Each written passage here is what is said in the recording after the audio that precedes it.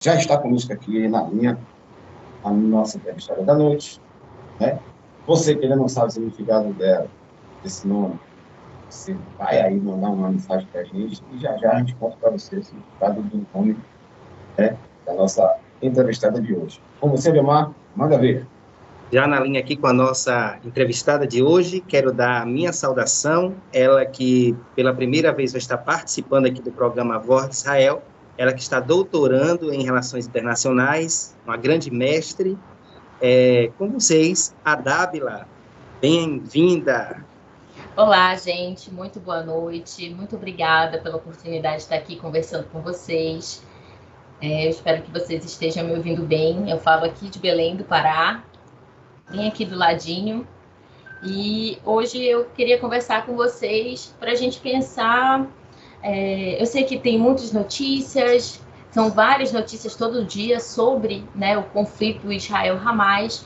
E eu propus, conversando com o Eliomar, da gente fazer um resumão. O que aconteceu, o que a gente viu desde o início, os pontos principais e o que a gente pode almejar para o futuro. Então, dando início, né, vamos relembrar como é que começa o conflito Israel-Hamas. Na verdade, ele já vinha há alguns anos. O que aconteceu no dia 7 de outubro foi um ataque surpresa, não deliberadamente, né, porque foi estruturado de forma minuciosa, e a gente percebe também que foi bem justo no momento que fazia 50 anos de outro ataque surpresa, em que a Síria e o Egito invadiram Israel em 1973. Então já tem, né, uma estrutura de história aí. E o impacto, né, desse conflito, primeiramente, as mortes, a gente viu, né, uma total barbárie. O primeiro impacto foi esse, dessa barbárie e essa insegurança frente ao Estado de Israel. E quando a gente faz uma correlação do Estado de Israel com o território brasileiro, Israel, assim, 20 quilômetros quadrados, mais ou menos do tamanho de Recife, perdão, de Sergipe.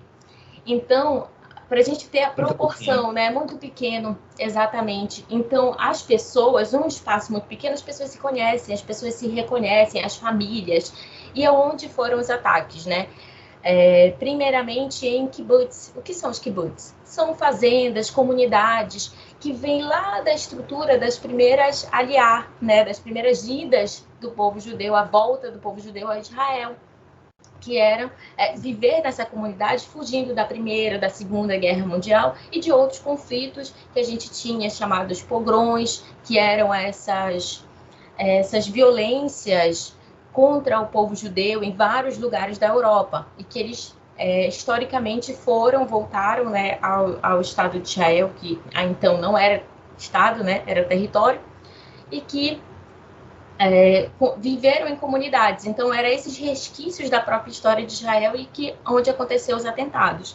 Em outubro mesmo, a gente já vê um papel interessante. Agora eu vou citar aqui o papel do Brasil, que estava como moderador, estava assim com o dono da bola, né? Exatamente, porque a gente... uma pergunta para te fazer. Mas prossiga, daqui a pouco eu te pergunto. Eu posso, dando continuidade, no final a gente faz as perguntas? Pode Isso, ser assim? Com certeza. Ah, tá ótimo. Então, o Brasil estava nesse papel de moderador, e que faz parte da diplomacia brasileira, esse papel de moderador. E é interessante pensar também que o impacto que o Brasil moveu, aqui falando, né, de maneira geral, céus e terras, exército, aeronáutica, todo mundo, para resgatar as pessoas, os brasileiros que estavam em Israel no meio do conflito, ou as pessoas de dupla nacionalidade. E mais, pessoas que são, né, do sul global, Argentina e de outros países, que não tinham condições de buscar os seus compatriotas, e o Brasil estava fazendo isso naquele primeiro momento. Além disso, estava signatário no Conselho da ONU também, e buscou as primeiras alternativas de um cessar-fogo, que infelizmente, né, a gente não conseguiu.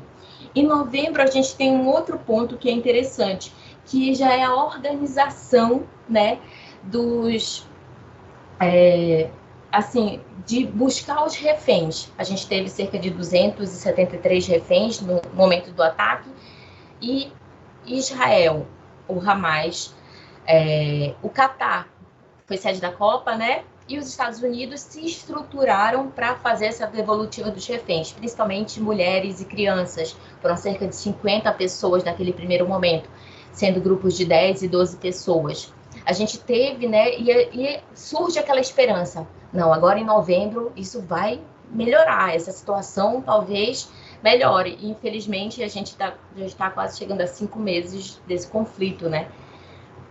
E é interessante pontuar que isso só foi possível também, esse grande número de reféns, primeiro porque metade desses reféns eram de nações diferentes, então tinha uma pressão externa também muito grande, especialmente Estados Unidos, Argentina, muitas pessoas da Europa que estavam, né, que, enfim, tem dupla nacionalidade. A gente sabe que existe cerca de 15 milhões de judeus, que muitos estão se sentem confortáveis de estar em Israel, mas vivem em muitas grandes comunidades, como aqui no Brasil, que a gente tem uma grande comunidade judaica, e nos Estados Unidos e alguns países da Europa.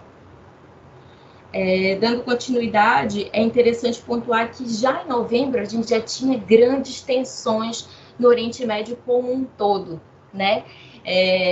Hoje mesmo saiu dados sobre o Hezbollah, e o Hezbollah já estava desde novembro efetuando troca de mísseis, foguetes. O que é o Hezbollah, gente? O Hezbollah é um grupo armado não estatal que está no Líbano, né, que faz fronteira com Israel. A gente pensa, um país que tem 20 quilômetros quadrados, ele está esmagadinho entre vários outros países, né? A gente tentar imaginar aqui, se for possível, depois eu posso dar todos os links dessas informações, que eu fiz uma curadoria dessas informações para a gente acessar, quem tiver mais interesse, né?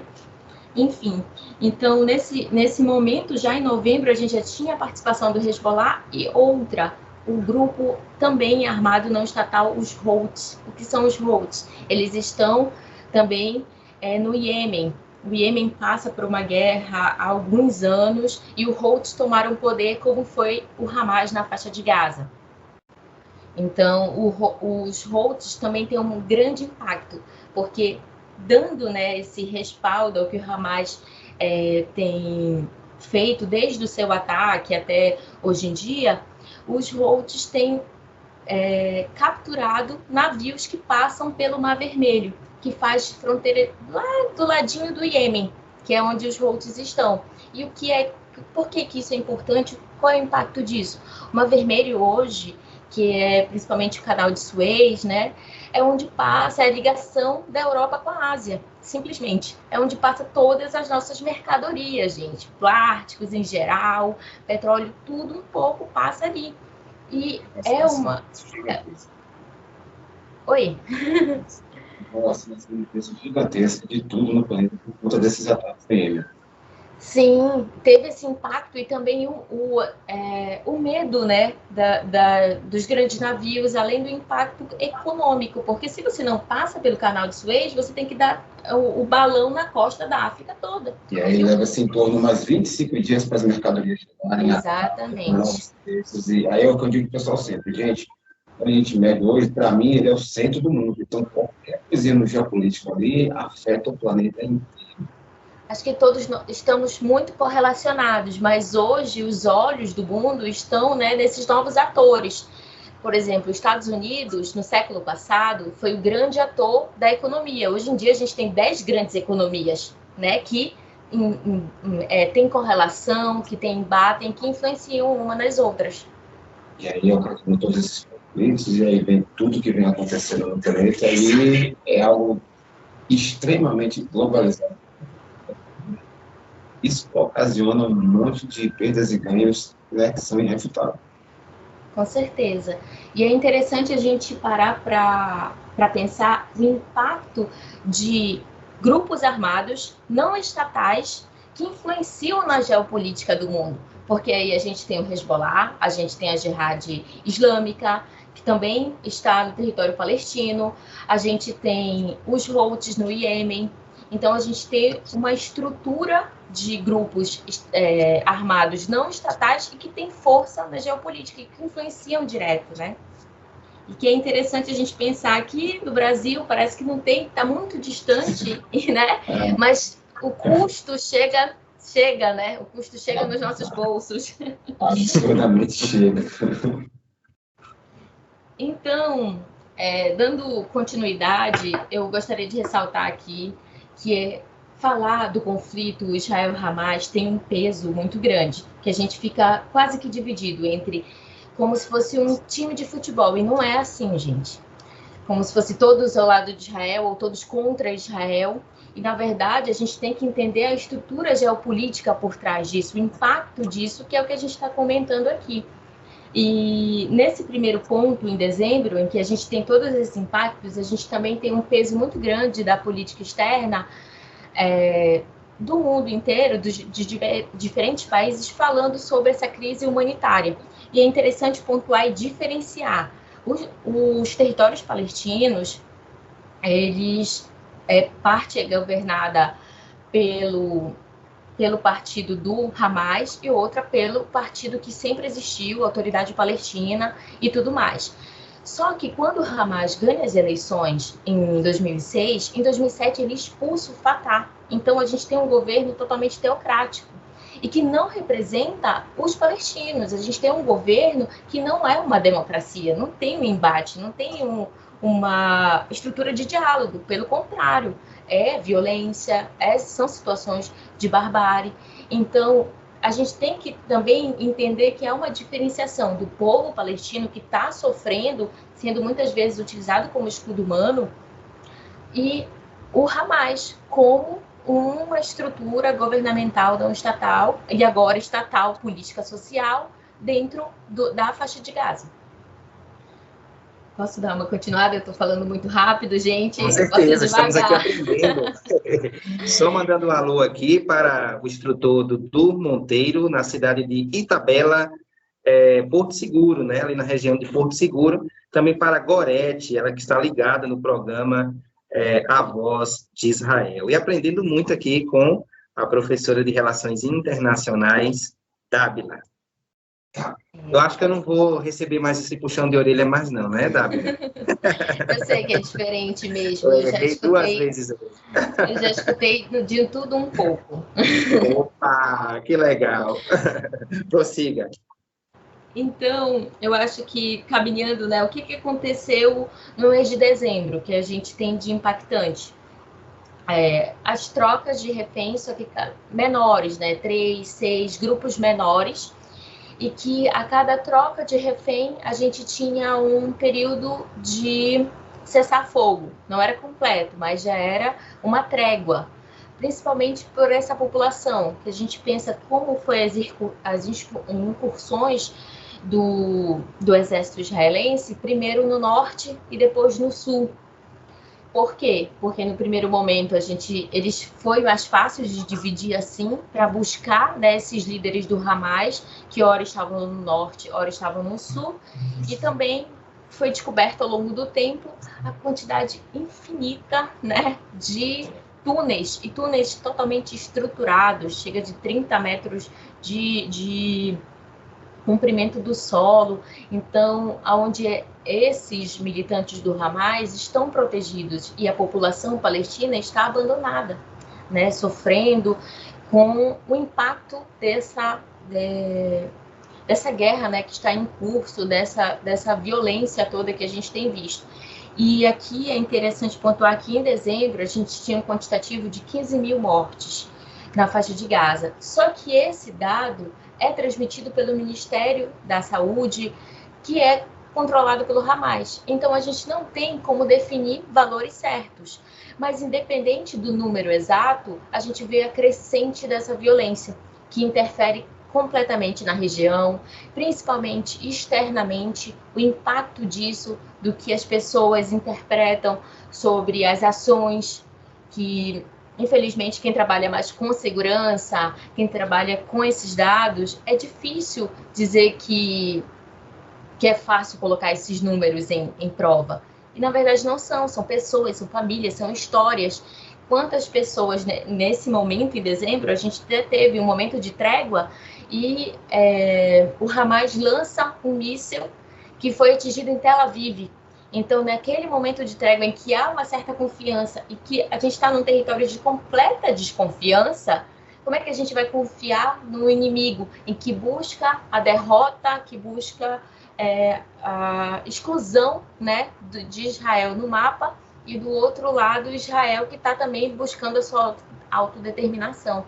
Então são pontos muito sensíveis e que têm muita influência também externa. É interessante pontuar também que em dezembro essas pressões internas e externas, em janeiro vai resultar no que a gente teve sobre o tribunal, né, a Corte de Haia. O que é o Tribunal de Haia? Ela foi criada em 1945. Vocês conseguem me ouvir direito? Tá tudo bem? Ela foi criada em 1945, logo depois da Segunda Guerra Mundial, justamente para estruturar esses tipos de violência ou guerras, para que a gente não tivesse uma guerra completa, como foi a questão da Primeira Guerra Mundial e a Segunda Guerra Mundial. Então, o que é a Corte de Haia? Ela vai gerir, vai estruturar isso. E em janeiro, ela faz pontos implicando sobre Israel no que tange a genocídio, colocando que Israel deveria, né, pensando no governo de Israel, deveria evitar ações de genocídio. Só que é interessante pontuar que essa foi uma situação que foi defendida pela África do Sul e que a Corte de Haia recebeu, pontuou Israel, mas isso, no geral, não tem um impacto, porque a Corte de Haia não tem como garantir, e até mesmo a própria Corte de Haia não teve como estruturar e validar o mesmo pedido para o Hamas, já que a gente está falando de uma estrutura, né, também terrorista, que é considerada terrorista por muitos países. Então, nesse ponto, o que a gente percebe? Que há no cenário internacional uma visão sobre como Israel tem lidado com a guerra e como o Hamas tem lidado com a guerra. E a gente também tem grandes influências nas informações, o que vai impactar como se fosse vai impactar em outros países, eu digo aqui no Brasil também, como se fosse uma grande disputa de futebol, em que eu tenho que seguir um time, e não é assim, gente. Estamos falando de vidas, estamos falando de estruturas, de se autodeterminar, né, como país, como um grupo, né, uma população. E a gente vê os impactos não só em Israel, infelizmente no mundo todo, a crescente do antissemitismo. Que eu vou falar. É bem preocupante, né? Bem preocupante. Sim, exatamente. Inclusive, eu assisti um vídeo da Débora, você deve conhecer. E a Débora estava falando sobre o receio que cada judeu está enfrentando, inclusive ela como judia, né? Eu já estava preocupado com elas, principalmente as judias, porque tem muitas colegas que viajam pelo Brasil inteiro, inclusive em Salvador, e como fica depois desse crescente antissemitismo, né? Então é muito preocupante mesmo. Eu costumo dizer, as pessoas não têm ideia do que está acontecendo ultimamente. É pior do que o que nós podemos imaginar, não é verdade, professora? Sim, com certeza. A gente vê uma crescente do antissemitismo cerca de 1000% no Brasil, comparado a 2022, por exemplo. Aqui, dados de 2023 que acontece, né, o conflito a partir de outubro. Os mesmos dados em outubro de 2022, a crescente, né, de 2023 foi 1000% a mais. Então, a gente, e não só no Brasil, né, no mundo todo. A gente viu em Berlim coquetéis molotovs nas sinagogas, estrelas de Davi pintadas em mais de 2.000 casas em Paris. Então, é como colocar todo mundo no mesmo bolo. Como se todo mundo da mesma religião fosse igual e concordasse com tudo também, que não é assim, e nenhuma religião não é verdade? Somos pessoas, somos indivíduos, mas que a relação dos judeus com a terra de Israel é diferente pela sua construção histórica, em que também, né, tem o impacto de ser uma nação que a maioria é estruturada, a estrutura política também é em relação a experiência do judaísmo, de viver o judaísmo na sua política, na sua estrutura econômica, assim como outros países do Oriente Médio que vivem os preceitos do Alcorão na sua política, na sua economia, diferente do Brasil ou outros países que a gente está correlacionado a um Estado laico, mas que a gente tem pontos também de divergência, não é verdade? Certeza. Você está ouvindo o programa A Voz de Israel, pela 87.9. A nossa entrevistada é a especialista em Relações Internacionais, Dábila, ela que fala do estado do Pará, não é isso, Dábila? Sim, eu estou falando aqui de Belém do Pará, capital. Daquela música da Joelma conhecida, essa mesma. Já choveu hoje? Já choveu hoje, hein? Já choveu hoje, ainda bem, mas está um calorzão. Praticamente todos os dias, religiosamente bem sagrado, na parte da tarde em diante começa a chuva, não é isso? É verdade, é verdade. A gente já está acostumado. Ou a gente sai antes da chuva, ou a gente sai depois da chuva. Esse é o grande marco do Pará. É verdade. Bom, a Dábila, que é a conterrânea do nosso amigo Victor, ele que vai estar conosco no próximo dia 12, será o nosso entrevistado. E eu quero aproveitar, né, e falar aqui para quem não sabe, o Victor, que já participou aqui várias vezes, ele pode-se dizer um dos fundadores do programa Voz de Israel.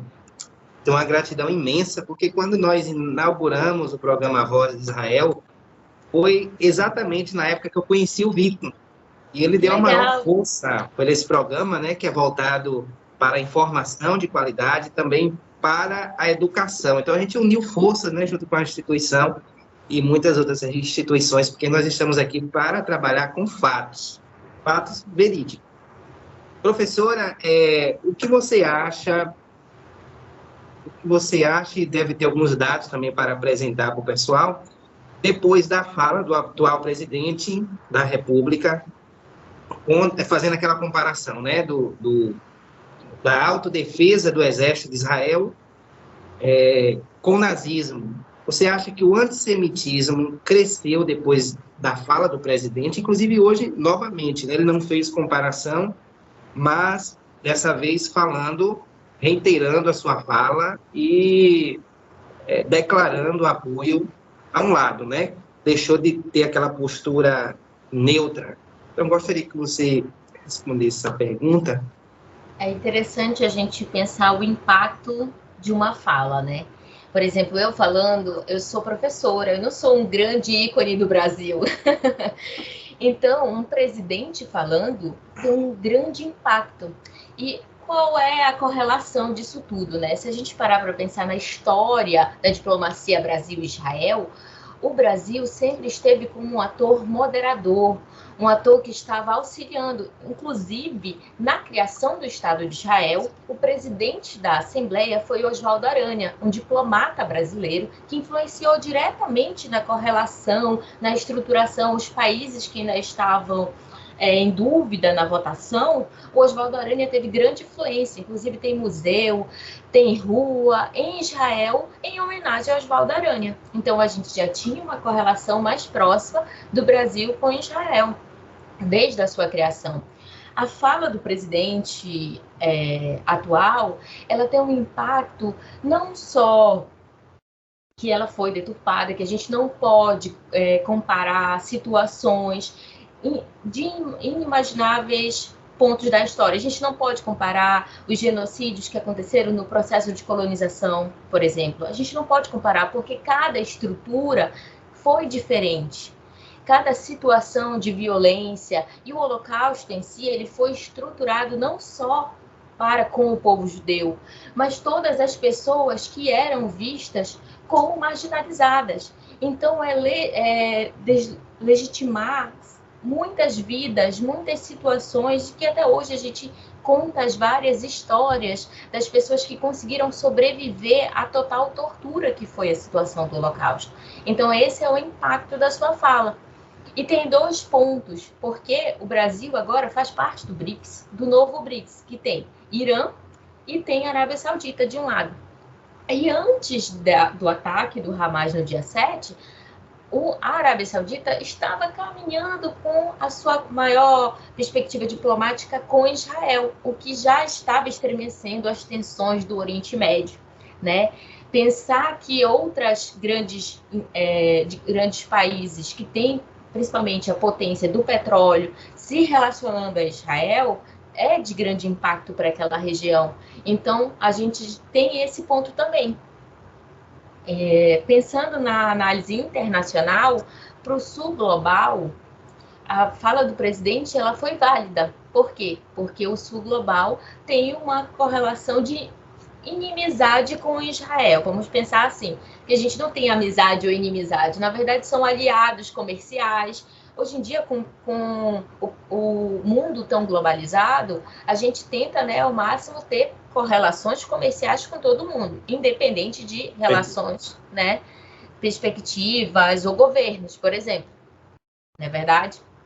Então, esse foi o maior ponto e maior impacto. E quando eu falei com vocês lá sobre outubro, a gente estava num momento muito bom, que era essa manutenção desse Estado do Brasil como um moderador e que estava ganhando notoriedade e que poderia estar ali. Porque quantos países têm boa relação com Israel e os países árabes? Vamos pensar aqui, são pouquíssimos. Então, estar naquele lugar foi perder um prestígio que o Brasil já tinha. E que, infelizmente, agora a gente recebeu, né, o impacto disso. Israel colocando o atual presidente como persona non grata, que significa assim, eu não te quero aqui, né? E aí já tem um ponto, infelizmente, nessa correlação da nossa diplomacia. A história da diplomacia brasileira, há anos de história, né? Do que a gente sabe, desde a construção, desde o Império, desde que o Brasil era Império, é sempre uma diplomacia pautada num ator mais moderador, mais observador ao tomar suas decisões e que teve esse impacto, não é verdade? Essa é a professora de Relações Internacionais, Dábila Brito, diretamente do Pará, capital, do Belém do Pará, para os estúdios da rádio Cidade FM, programa Voz de Israel. Professora, mais uma pergunta, né? Já faltando agora 10 minutos para o programa, eu vou fazer uma pergunta bem retórica sobre uma questão. De acordo, como a gente relacionado com a questão do Tribunal de Haia, muita gente não sabe o que é CACED, entre outras coisas. Sabemos que 3 grandes ditadores, né, já foram condenados no Tribunal de Haia, teve o Líbio, o Muammar Gaddafi, os cortes, né? Teve o sudanês também, o Omar al-Bashir, e recentemente agora o Vladimir Putin. Então, assim, o nosso atual presidente, se não me engano, semana retrasada, foi ao Tribunal de Haia para fazer denúncias, né, de genocídio contra o Estado israelense. Não sei como que está ainda aí a tramitação, se vão aceitar ou não essa, não sei, entre outras coisas. Mas, assim, baseado em tudo que a gente já vê na história geopolítica, acredite-se realmente que o Tribunal de Haia seja isento para que realmente haja condenações diante de determinadas, né, atrocidades de alguns líderes políticos, né, mundialmente assim falando? A gente precisa entender, é um ponto que é complicado, principalmente porque a gente tem as nossas organizações internacionais, mas a gente tem uma estrutura anárquica. Quer dizer que é sem poder? Não, é porque não tem um poder maior que vai validar. Esse tipo de, como você já citou aqui, o Putin também foi condenado na Corte de Haia. Mas qual é o impacto disso? A gente não tem como garantir, ele vai preso, tal situação. Não é assim. Só que Hoje em dia, o mundo não é feito somente pelas ações, mas pelas influências. Então, se eu coloco no cenário internacional essa pauta, os olhares do mundo vão estar para essa pauta e vão estar também correlacionadas. Como eu falei lá no início, esses conflitos não podem ser vistos, nenhum conflito, nenhuma guerra, a gente tem várias guerras em curso, a gente tem a guerra do Iêmen, a gente tem a guerra Israel-Hamas, a gente ainda tem o impacto da guerra na Síria.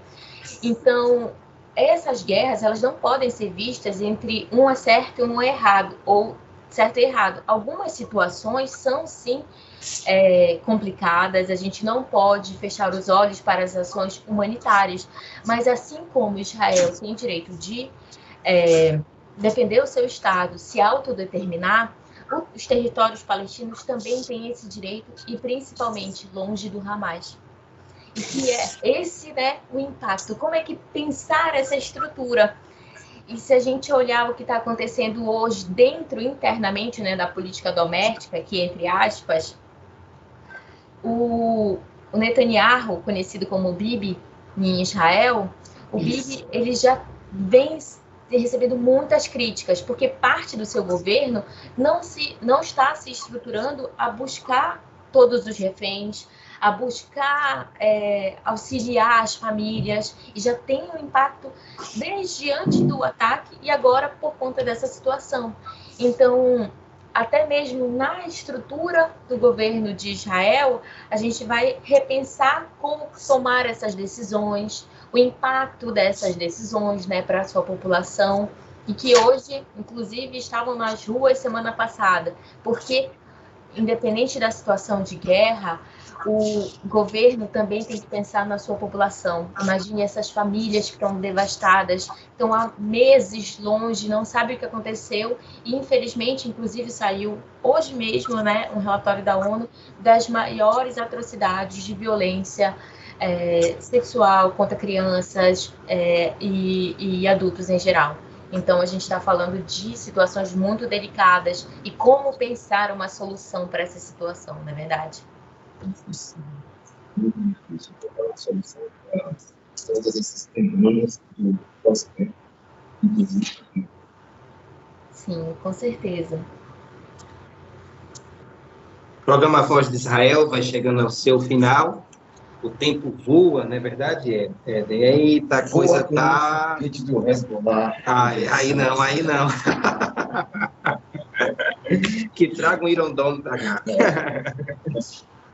Professora, quero te agradecer bastante por essa excelentíssima aula que você realizou aqui conosco.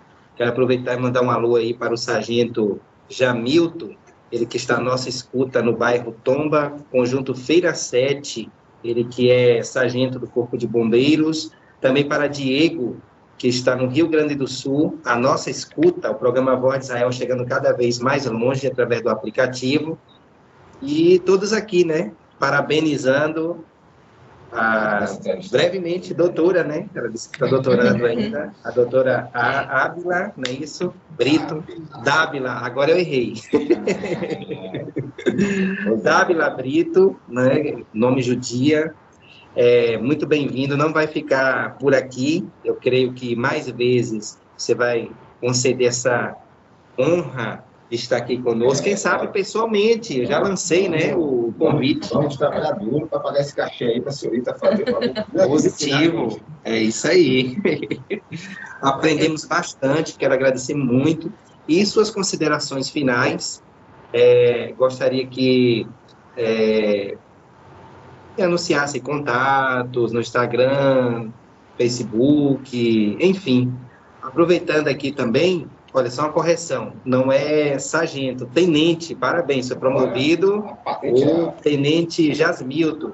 O Emerson Dantas, ele anuncia daqui a pouquinho a live no seu Insta, Emerson Dantas, ok? Então, qualquer coisa, visita lá, o Emerson Dantas, que brevemente vai estar aqui fazendo parte também do programa A Voz de Israel. Suas considerações finais, doutora. Gente, eu gostaria muito de agradecer a oportunidade, né? Esse horário da noite em que a gente já chega cansado do trabalho, da vida, e tirar um minutinho para aprender coisas novas. E que bom que eu tive a oportunidade de conversar aqui com vocês, que foi válido o nosso diálogo. A gente está sempre para construir novos diálogos, entender melhor que o que acontece no nosso vizinho, né? Não, a gente pode pensar que não interfere na nossa vida, mas pelo contrário, né? A gente tem um mundo muito globalizado, com diversos pontos em que é interessante, sim, a gente saber, principalmente que a gente vive num país de dimensões continentais, com populações tão diversas, não é verdade? Inclusive, a gente tem uma comunidade muito grande, tanto judaica quanto muçulmana, e que a gente precisa abrir os nossos olhos também e entender melhor sobre todas essas nuances, não é verdade, desse conflito que está interferindo não só no Oriente Médio, mas no mundo. Eu agradeço muito a oportunidade, esse momento, e eu espero ir tão breve. Eu nunca fui à Bahia, eu fui só pertinho da Bahia, quem sabe, né? Esse momento, essa oportunidade, e eu agradeço a todo mundo que tirou esses minutos para escutar a gente, agradeço o diálogo, o debate, e é isso, gente. Muito obrigada. Muito bem-vinda. Esperamos, sim, que a gente possa ter a oportunidade de trazer para cá, para poder, assim, debater conosco, nos ensinar, porque, querendo ou não, a doutora tem muito mais bagagem, e a gente se ensina muito com a participação hoje no programa. E para você que nos ouve, vou te passar agora o significado do nome. Fica ainda. Significa dádiva divina. Olha aí. E a sua marca pelo mundo se caracteriza pela caracterização. Disciplina, praticidade, lealdade, fidelidade, solidez, eficiência. É uma dádiva divina, uma vencedora. Esse é o significado. Então, você que não aceitou, que pode ter procurado, que enviou, mande a foto de alguma tábua que você conhece aí, tira uma selfie para a gente postar. A nossa tábua, a gente está aqui conosco, trabalhando muito no nosso programa. Muito obrigado, Dábila. Deus abençoe você, sua família, sua casa. E possa estar todos os dias assim, disposta a sempre conhecer mais e nos passar esse conhecimento. E sem falar que a Dábila já destacou que realmente ama o que faz. Olha aí, não é à toa que ela está doutorando. Então, ela traz em si a marca da personalidade do seu nome.